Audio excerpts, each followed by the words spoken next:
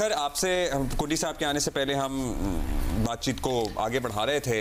आपने ये भी सुन लिया कुंडी साहब की राय, आज बहुत से फैसले होने हैं, लेकिन ये बड़ी स्ट्रॉन्ग राय है पीपल्स पार्टी में। इससे पहले जरदारी साहब का इंटरव्यू भी आसमा शिराजी से मुझे याद है, मतलब वो तो रद्द कर चुके थे PMLN के साथ मिलने का चांस, लेकिन ज़ाहिर है अब जैसे ही इंतखाबी नताइज आए अगले दिन ही मुलाकात हो गई। कितने इम्कानात हैं कि पीपल्स पार्टी नहीं इस गवर्नमेंट फॉर्मेशन का हिस्सा बनेगी और PMLN के वज़ीर आज़म को वोट देकर और फिर अपोजिशन में अलग होकर बैठ जाएगी?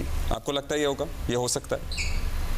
अब्दुल्ला, मैंने अभी इसी प्रोग्राम में ही बताया कि इनकी एक ये भी सोचा जा रहा है कि PMLN को ही हुकूमत में जो है वोट ऑफ कॉन्फिडेंस या जो वोट है वो वज़ीर आज़म का वोट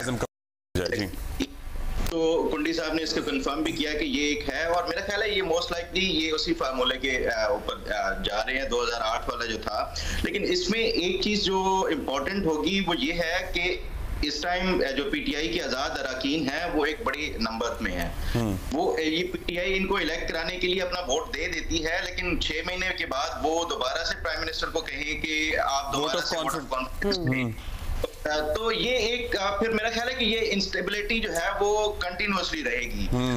ये जो पीपल्स पार्टी है ये फैसला इनकी उसमें सफों में बड़ा सीरियसली सोचा जा रहा है, लेकिन मैं ये समझता हूँ कि ये वायबल नहीं है। ये जो फैसला है इसमें आप हर 6 महीने के बाद अगर prime minister vote of confidence लेता रहे तो जो मार्केट अभी आपने देखा है कि ये जो पॉलिटिकल इंस्टेबिलिटी की वजह से 500 पॉइंट्स सुबह सुबह ही गिर गए हैं, तो ये फिर इस तरह मुल्क नहीं चलेगा। मेरा ख्याल है जो फैसला साज कुव्वतें हैं वो इस हवाले से ऑलरेडी कोई जो है वो फैसला कर चुके हैं, और ये एक पॉलिटिकल गिमिक हो सकती है लोगों को दिखाने के लिए जो सियासतदान है आपस में इनके। तो वो फैसला क्या है जो फैसला साज कुव्वतें कर चुकी हैं? मेरा ख्याल है कि ये जिस तरह PTM 2 था ये उसी तरह ही कंटिन्यू करेगा आगे भी, और PTI वो पाकिस्तान पीपल्स पार्टी वजारतें लेगी और हुकूमत में रहेगी।